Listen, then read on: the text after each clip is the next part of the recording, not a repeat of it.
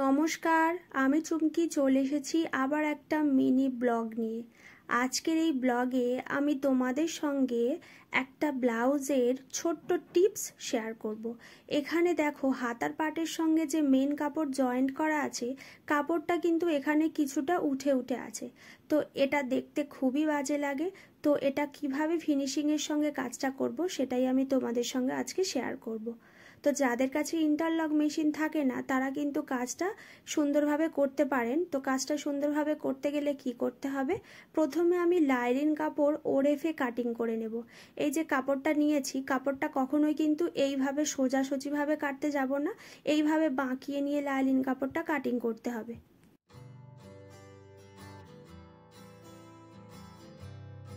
আমার এখানে লাইলিন কাপড়টা ছোট আছে, তো আমি এইভাবেই কাপড়টাকে কাটিং করে নিচ্ছি।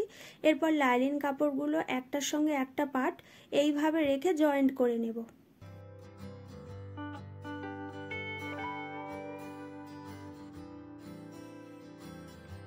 তো আমি এখানে কাপড়গুলিকে জয়েন করে নিয়েছি। এরপর যেখান থেকে কাপড়টা জয়েন করেছি ঠিক সেই জায়গা থেকে লাইলিন কাপড়টা এইভাবে রাখবো এবং দু সুতের মতো করে লাইলিন কাপড়টাকে সেলাই করব। আমার কাছে যেহেতু ইন্টারলক মেশিন নেই, আমি কিন্তু ব্লাউজের কাজগুলো এইভাবেই করে থাকি। তোমাদের যদি আরও কিছু নতুন টিপস জানা থাকে অবশ্যই কিন্তু আমাকে কমেন্ট করে জানাবে।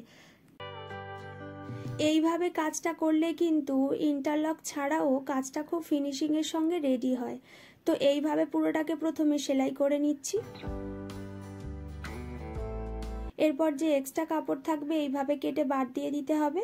এরপর কাপড়টাকে উল্টে নেব এবং উল্টো সাইড থেকে যেমনটা ভাবে আমি সেলাই করেছিলাম ঠিক তেমনভাবেই লাইলিন কাপড়টা এইভাবে উল্টে নিয়ে এর ওপর থেকে সেলাই দিয়ে দেব।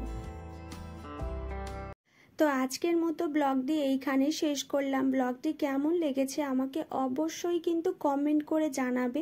আর এই ধরনের আরও নতুন নতুন টিপস পেতে চাইলে অবশ্যই আমার চ্যানেল ক্রিয়েশন বাই চুমকি চ্যানেলটিকে অবশ্যই কিন্তু সাবস্ক্রাইব করে রাখবে এবং বেল বাটন অবশ্যই অন করে রাখবে এই ধরনের আরও নতুন নতুন টিপস ভিডিও পেতে চাইলে।